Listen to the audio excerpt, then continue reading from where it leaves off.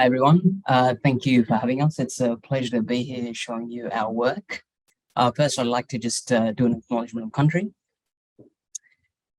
We acknowledge and respect the Pambawang clan of the Awabakal people, traditional custodians on the land on which this campus of the University of Newcastle is situated. So we just thought we'd split this lecture kind of into two parts.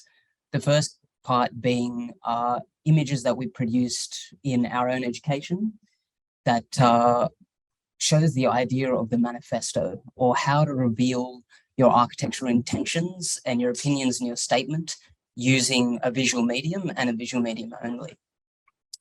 The second part of this lecture is we're just going to talk about kind of the professional practice, kind of life outside university, what we're doing with our degrees, and the skills that we've developed through university outside. So I've titled my first part, Manifesto Through Image. Just going to get a timer going.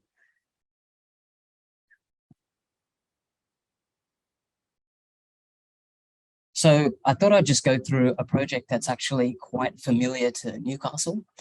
And it's a project that I worked on in the kind of back end of my master's. And the project was situated at the Hunter Valley. And we all know the Hunter Valley to be this place where people just kind of try wine. It's almost like a holiday destination. But really, there's a lot going on that kind of shoulders Australia's economy. We actually host near Newcastle, kind of near Singleton, one of the biggest coal mines in Australia, where we mine tons of coal and 90% of it gets sent off overseas. So this is one of the initial graphics that we developed as a mapping exercise, where we indicated on the bottom right-hand corner, you can kind of see Newcastle and where the ports are. And on the top left, you see all the mining activity. There's a big coal train that runs from Newcastle port all the way up to the mines and back, transporting the coal away. And we transport about 52% to Japan, 15% to Korea, 13% to Taiwan, and the rest to China and India. We only consume 10% of the coal we actually mine. So what happens to that coal is it gets sent over there. The coal is burned, used for energy, mostly to make vehicles. So a lot of cars are made with the coal we mine. So we have this kind of closed loop of energy. We mine coal, we send it off, gets made into cars. At the end of the car's life, it kind of gets crushed into a cube, and it's just kind of sent to a wasteland and not really used. So there's like a closed energy loop. So our kind of task was to kind of provide a resolution to that, if we have one, provide comment on that whole condition, and express that through the image manifesto. So first we had to kind of express what the world looks like when coal runs out. And we had to use kind of striking imagery and take cues from like films, and take cues from architectural composition photography. And that's the kind of images that you'll see coming up. So this was the kind of first image I produced. This was in the first couple of weeks, which kind of shows what Singleton looks like without coal hundreds of years down the track, where it's like a barren, icy wasteland. There's huge kind of infrastructure built to extract the last pieces of coal from the ground. And you kind of have a greedy CEO looking at it as he sits kind of in his office. So this manifesto image style is striking. It's something that you might see from a film, but this is the kind of visual medium we had to use to convince the jury that, yes, this is going to be a real problem moving forward, and it's something we have to look into. The next image kind of looks into what it looks like when they do run out of coal and they need to use alternate modes of energy as a means for energy production and to stabilize the economy once coal runs out. And this is where the technique of collage became really pertinent. So what you see here is kind of these big boule cenotaphs collaged into the landscape. And what you see on the top there is the kind of shot at like brewing ethanol and using the train to transport that instead. So I built an image like this to indicate the size and the scale of infrastructure needed to support the economy like coal is now, and the environmental destruction that comes from building these massive things in the kind of the middle of the environment. So my kind of resolution to this also took on the images manifesto. So my resolution to this was essentially take the end of life vehicles that we that are kind of made in Asia and these countries, and then bring them back to Singleton via the same transportation system that took coal there, and essentially turn those cars into solar panels, closing that energy loop. So this is the kind of imagery I had. So this is like an open mine, and my proposal was to build a large piece of infrastructure that sits right in the middle. And those tiny things that you see there are actually train carriages that bring in the cars and then drop them down into the architecture. So the question I got from the jury was, what does the actual inside of this look like? You've just kind of like plonked this mass on there, but what are the intricacies of the actual architecture? So this is the kind of manifesto image I was producing, where this like little step here that you see is kind of like one step in the actual terrain. And so this involves trains bringing in cars up here, and then the cars being disassembled into pieces at each point in the scheme. So at the start, you see the kind of chassis being crushed into pieces, smelted down into bars that are flattened out. The second shows the glass of the car windscreen being crushed, smelted down, and turned into flat glass pieces. And on the right, you see lead that you extract from car batteries, which gets filtered down and then becomes the actual silicon on top of the solar panel. All this gets built at the bottom and then transferred all the way up top back into train carriages, which then get exported out. So the question that I got from my tutor was, hey, you don't know how to design a metal remanufacturing facility. How are you going to do that? And it kind of stuck with me a bit. I was like, I don't know how to do this. And it kind of became a bit of a barrier. And then I just kind of went, I'm never going to know. I'm not an expert in remanufacturing facilities. I'm going to just collage something together, convincing enough to have the manifesto, to reveal my manifesto.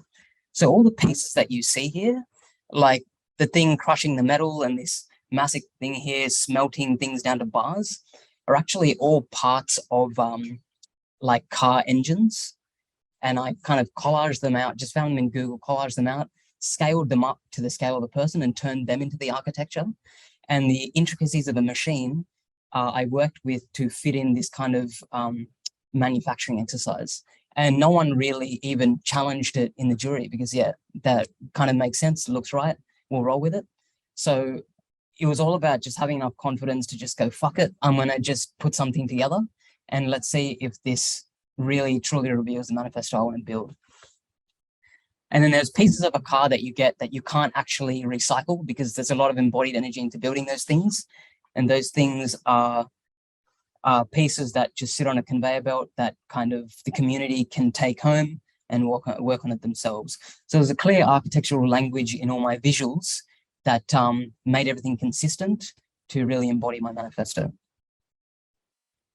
The next part I want to talk about is kind of my photography. I work as an architectural photographer as well, and there is still the element of manifesto even at this level. So the brief from the client for this was you need to shoot an interior space. It's all about vertical and horizontal elements. So we need you to shoot it to reveal all those things. So the way I shot this was completely in elevation, where all the kind of horizontal and vertical lines that line up to the frame of the shot, as you can see, like this curtain over here, the edge of the carpet, and some of the more vertical elements as acoustic paneling on the back. I was also massively involved in shooting publications, as in I was like a product photographer for quite a few years. So UTS hired me to shoot some of their publications, and this became all about background and contrasting colors from the actual publications themselves to reveal the manifesto's intent. I was given an opportunity to also, this is one of my publications I worked on, and I had to shoot it as well. So in a context like this, where you have a more neutral cover and kind of touches of color inside the actual document itself. It was about like a neutral, a white background and letting the color do the work to pick up the manifesto. I also work in healthcare design, and this is one of our projects. And it's actually an aged care facility for people with dementia. And the whole intent for the room design was that dementia patients cling to things like colors. So each of their rooms had specific colors to the doors, so they remember where they're going. So an image like this, where you split two separate rooms symmetrically down the page, down the shot, which reveals the interior of both rooms, really tells of the manifesto. I've shot exterior environments as well, parts of buildings. This was like a refurb of a pier in Walsh Bay in Sydney, which is houses an architecture firm. And it's all about creatively using elements that we know, like dimensions of cars and objects, to reveal the scale of the space. You don't have to always use people for scale and measurement. Also, when communicating context around a building, often buildings are shot next to the context so you can clearly see what's happening, but it's quite a conventional approach to revealing context. This was at the University of Sydney. It's a quite modern building, very straight lines, a lot of glass, but the client wanted to indicate that around it, you kind of have your historical architecture. So I kind of used the reflection of the building to show what's kind of around it as opposed to directly shoot it. And as a product photographer, obviously all those skills became relevant in shooting architectural models. Now, this is a shot of a model that I made like at the end of my education in the bachelor's. And it's actually, this doesn't actually have a heavy manifesto to it. It's really just sharp lighting on a model. But the images I show you further on kind of reveal kind of more of a manifesto. And this is similar, where you have like different geometry in a model and you're using really harsh lighting to reveal that. This would be something that reveals more of a manifesto. So this is a photographic technique where you don't shoot the object for what it is, you kind of reveal what it does.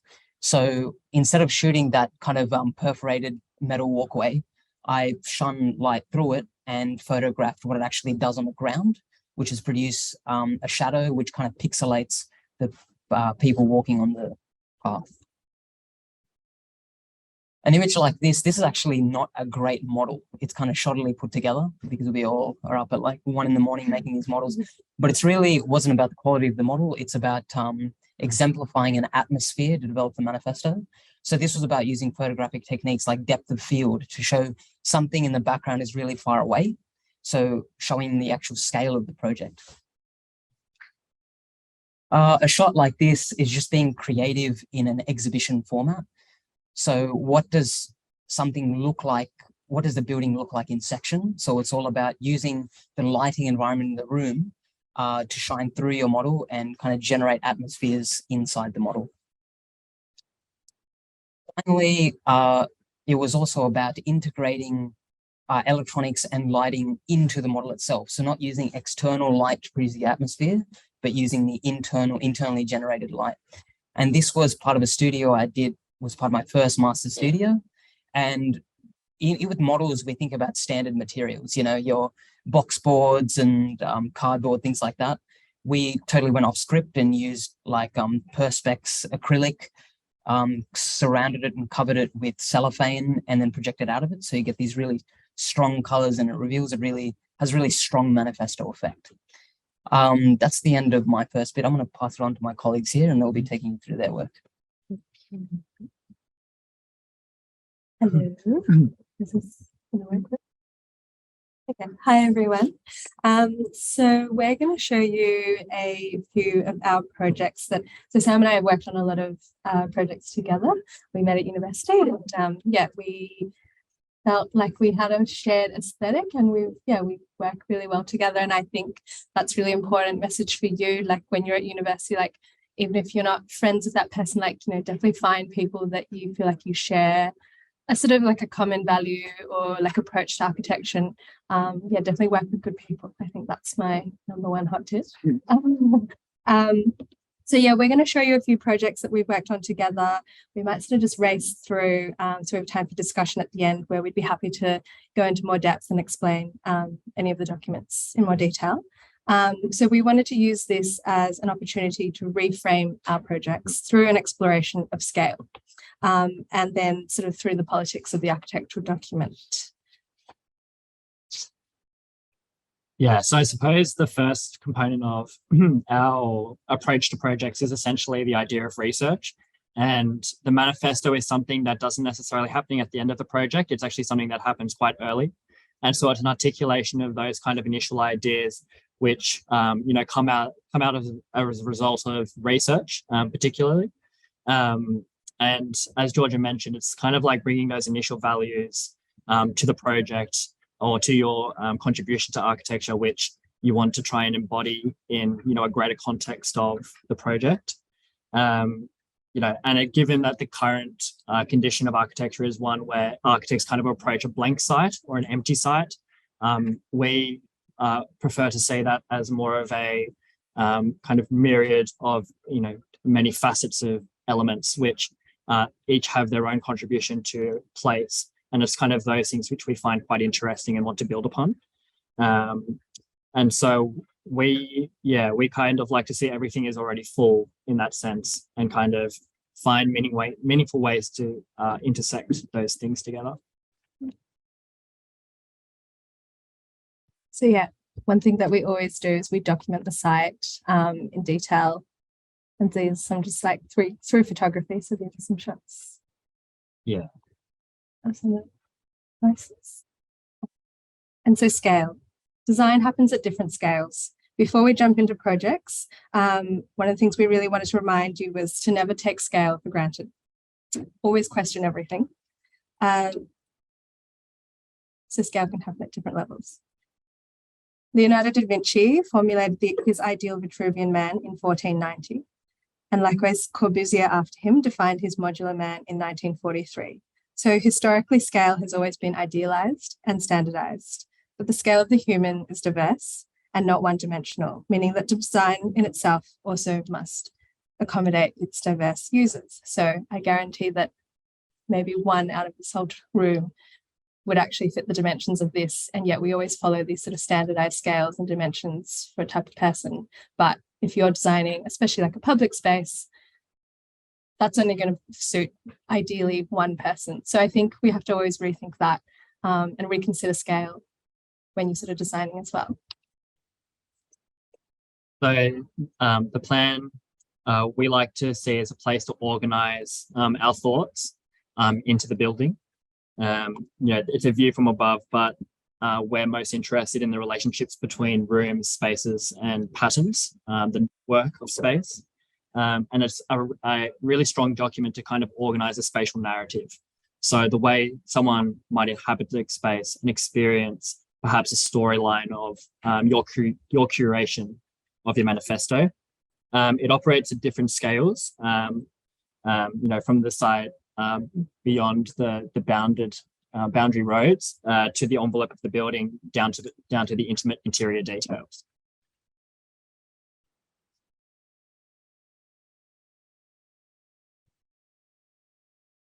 So the section.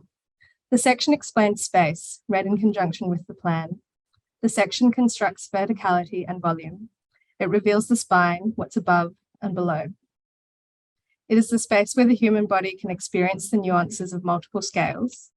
It delineates the threshold between interior and exterior. It can also be viewed from outside, the facade, and everything behind. The detail. The detail is a place to experiment with the molecular components of the building. It's the smallest instrument of the composition. It's the most tangible scale which connects the human body to the building.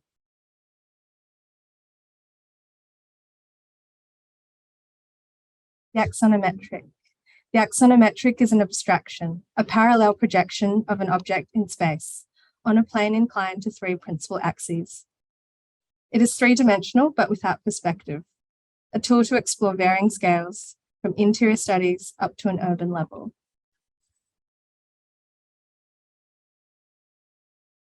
The model. The model is a three-dimensional realization of our documents, a tangible testing ground for different scales, materials, and junctions.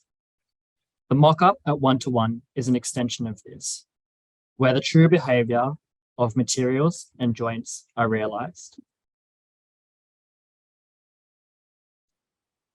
Finally, the image. The image is an expression of our manifesto, a visual narrative of atmospheres, actors, light, shadow, and positioning in its context. At the scale of the human eye, it captures a moment of prospect and refuge, the culmination of documents intersecting.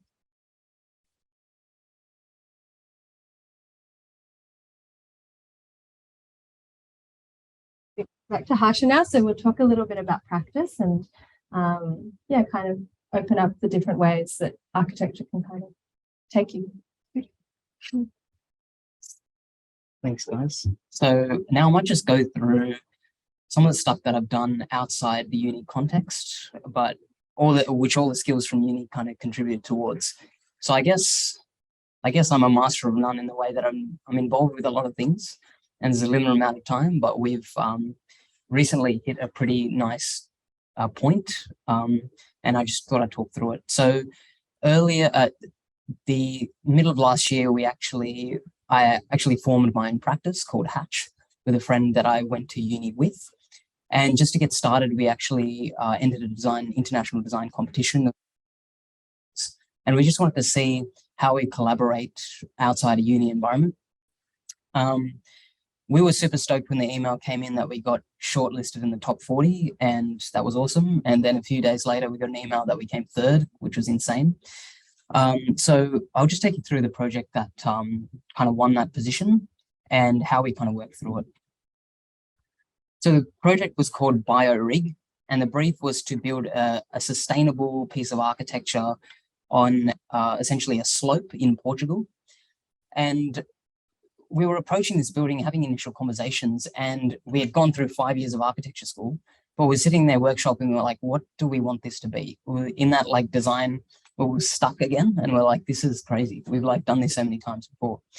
So we had to figure out an approach to how we deal with every aspect of the design. So we ended up going with a kind of design strategy where we figured out what we want the building to do, what it's doing for sustainability, and then base every single design decision off that one need. So we decided to build essentially, design a replanting machine, something that counters deforestation. So it's something that allows plants to be nurtured and fostered when they're saplings, and then later to be planted actually in the ground, and for the machine to also facilitate the growth of that plant with nutrients and water. So we all know how plants grow and what they need for fertilization and the kind of water they need, the sunlight that we need to grow plants. So every one of those decisions was factored into this, where at the bottom here, we have like a very complex filtration system that filters water coming from the toilet and the shower, which turns into nutrients for plants. We have this bed with a lot of joinery that extends high with the saplings that sit up top, where the users kind of grow them around them and then plant them when they're done. We have like a chain link, a curtain that wraps around the whole thing to protect the people and the plants. And we have solar panels and various other passive design environmental features on the roof. And this on the right, see, these images don't have the manifesto effect that they had during my kind of uni time. So we had to change the kind of way we communicate this for different purposes. This was an international design competition, and we had to understand how jury consume images. So this is actually a render of so we didn't have like the time to actually build a model. So we actually modeled a model and rendered that to make it look like a real physical model. And this was the kind of images that came out of that. So on the left, you can see the bed and the saplings up top growing. And on the right, you see the other side of the bed where we have a kind of a wicking bath which grows plants and are tended to. And it was all about generating an atmosphere to show that it's kind of place that plants would indeed grow. So that was part of the manifesto as well. So probably one of my favorite images. I mean, each of these images took about 2 weeks each just to render and perfect, but it was all about using kind of industrial materials, timbers, soft materials like internal curtains, offset by like harder materials at the edge. Lighting played a big role in showing that this was a place to grow plants, but it was also a place for the environmental comfort and mental health relief for people also. And just moving on to, I guess, my professional life at BLP. I work as a healthcare designer, but we also do large-scale master planning. So we had to develop, this is in a place called Westmead in Sydney. And it's cool because I designed the building that actually sits in this as well, which I'll be showing you later. But it was all about access to rivers and natural conditions, opening up light and lines of sight. And this kind of, we took ages to get to like an aesthetic like this. We were just presenting standard map style drawings to the client, and they're like, we don't see it, we don't get it, what's going on? And we just panned back and literally hand drew something. And they're like, oh yeah, okay, that makes more sense. It's softer and it's easier to understand. So generating the manifesto image definitely is an iterative process, takes time. And these are the kind of drawings I work on now, which are like hardcore clinical planning documentation. And these are the scale of buildings I work on. The building I'm working on now is Westmead Children's Hospital, which is about $500 million as a project budget. And you have kind of thousands of rooms, you have 1 million mechanical services, electrical, hydraulics. We're designing lifts for public, lifts for staff. It's like a big thing of moving parts. So this is the kind of final render of the building I'm working on right now. And again, this render is much different to the renders I've produced with Hatch and much different to my uni work. It's catered to a different type of audience that really need to know the kind of reality of it. In addition to working on big exterior stuff, I'm also involved in the interior design strategy as to create a comprehensive design package. And it's all about, I mean, we all know what it feels like to be sick as an adult, but to be sick as a child is like almost unimaginable, the kind of trauma that they go through. So it's about creating spaces that really foster that kind of mental relief and consideration. I've been working as a clinical health planner designing operating theatres, which are like incredibly dense, busy rooms. And this involves kind of speaking to senior surgeons, going on site visits. That's my boss in the very corner at the back there.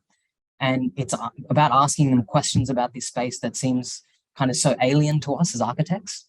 And they, in their mind, have an agenda and an idea as well, which you can consider as a manifesto that we're trying to extract and understand, but they don't draw. So we need to really engage with them to understand what they need to. And this is the kind of drawings I'm producing, which are like highly dense plans. This is just one room, 75 square meters, and you can see the amount of things that need to go in there. And that's on the right.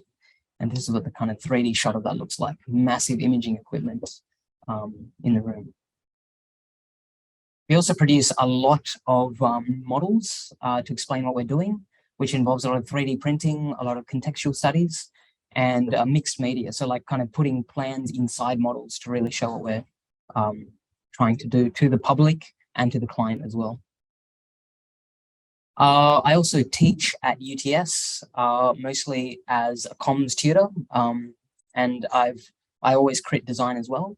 And you can just see the kind of manifesto and the graphic references that we give to the students. There's a lot of punches of color to really explain what they're thinking, put their thoughts on the page. And we often have exhibitions in our main foyer space with publications and booklets that talk through the same thing. And finally, as an architectural photographer, manifesto and communication is maybe the most important part of it. And I've shot anywhere from exterior buildings where we really need to show the vertical circulation strategy on the facade, all the way to kind of really high-end bathroom spaces in some of the eastern suburbs in Sydney. I also shoot kind of commercial office spaces. What you see on the left, that's actually my office that I work at currently, and also office work environments on the right. So often the question is like, you're shooting commercial spaces. Where is the manifesto in this? It seems to all be about real estate. But when you really think about the way it was designed architecturally, or the brief that I get is think about how light comes into the space, think about hard materials and soft materials and depth.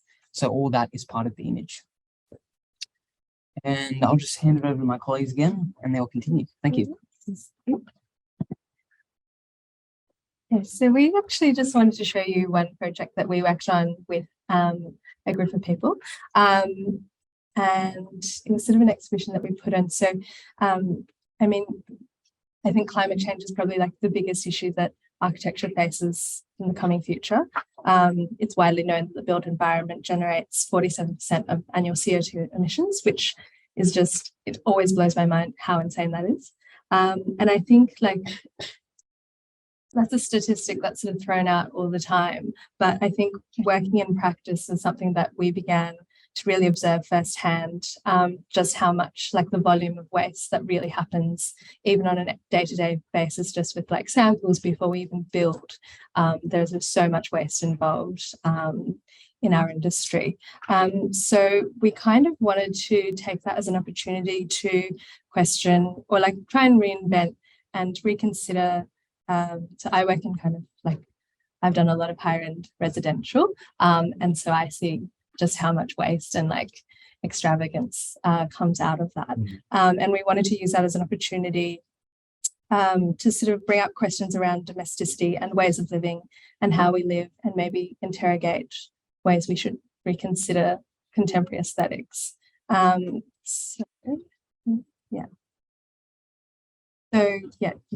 So I suppose the initial stages of this was to like, in like a kind of field of waste or a mindset of waste is, what kind of waste, if anything, is the most adaptable, or like the pieces that we can actually use to turn into something new that can actually be useful to someone. And so in this case, it was a sense of kind of walking through, recycling plants or upcycling places which turn or sell people's waste, and trying to find pieces which would work for us. And so here in this case, we used glass bricks and a large piece of stone with an kind of old balance. Level. And we kind of just, we started this process being like, we want to try and reinvent sort of domestic objects that you might find in your home. So like a table, for example. And we didn't really know what that looked like. So the sort of first process was that we went to places, I don't know if you guys know what reverse garbage is, but we went to places like that. We also found like waste materials through our offices. And we sort of just started accumulating like waste material and then experimenting with how to kind of maybe reinvent it and create sort of domestic objects. And that obviously happens at a number of different scales. So that was also like another part of our investigation. Like for instance, like a carpet sample, for instance, might be, it could be 100 by 100, it could be 300 by 200. And so it's really thinking about how those formats might translate into something else. And of course, with things like individual pieces, like you can consume and consume and consume to endless amounts. But it's really about a kind of curation of that and a realization of maybe how much you actually need to transform it into something else. What's the minimum? So as architects, we also issue documents for construction. That's basically what we do at the heart of it, but never for deconstruction. So we tell builders how to put things together, but we never actually tell them how to take them apart, which I think is a real issue, which also comes into your idea of like the closed cycle of our industry. So what happened after we put this sort of exhibition of objects on was really central to our approach to sustainable reuse. And also, the art space and the exhibition space is loaded with that kind of sort of, no one ever really talks about the ephemeral nature of sort of putting on this large scale exhibition, and how much waste that in itself creates as well. And, sort of people will put on this big show and then it's kind of left unaddressed how you sort of, where does it go afterwards, basically. So kind of in employing the same language of the documents of sort of a traditional architecture of a construction document, we tried to sort of take that and also accompany each of our artifacts with a deconstruction document. Yeah, so then this is just a few photos of the space in which we kind of put on this exhibition, which is a gallery in Sydney. It's an old food market, as you can see, but it was a collective of students who kind of created or put together a manifesto of their understanding or what they wanted to push in the industry, and essentially created a whole series of objects or a series of performances which essentially exhibited their manifesto and put it forward in an exhibition space. So I think this project is a bit weird maybe, and you're thinking like, is this even architecture? But I think it also drives home to our earlier presentation, just to communicate that design can happen at all scales, and so can architecture. And I think you guys are talking about domesticity, so we thought this might also be an interesting way. So, like even when you do your drawings, do you just find like a CAD chair and put that in? Because what does that look like? And what is, that chair in itself, representing that as a standard chair, is loaded with its own political meaning. So I think that's an opportunity for you to like rethink everything, and your approach to graphic representation should reflect that at every scale. So not just overall and not just your big claims, but back that up with everything from the overall site down to like the smallest detail of like a chair. So yeah, you want to say anything else? Oh, well, I was just gonna finally mention just a few things that help me in the design process that I usually use to get stuck at. And a big part of it was, number one, kind of taking on board the lack of technical knowledge that you would have as a student. How do you move forward with a convincing scheme? And that is with the power of the manifesto, putting things on the page and letting the audience respond to that. Kind of another big thing was to find something when you're designing a building to nerd out about, and allowing that thing to drive all your design decisions. Because we always get stuck where we're like, okay, I need to design a building. I like this, that, and they're all like separate pieces. And you try to bring them together and you're like, this isn't a building. This is just a series of thoughts. So just for that design consistency, that was a big thing that we do with Hatch that I did at the back end of my uni work, not so much at the front end. But yeah, that's kind of all I would say about it. And photography, every frame that you produce, even when designing, should be considered with composition, I think. That avoids kind of arbitrary moves. And if the moves are arbitrary, there's a logic to the randomness as well.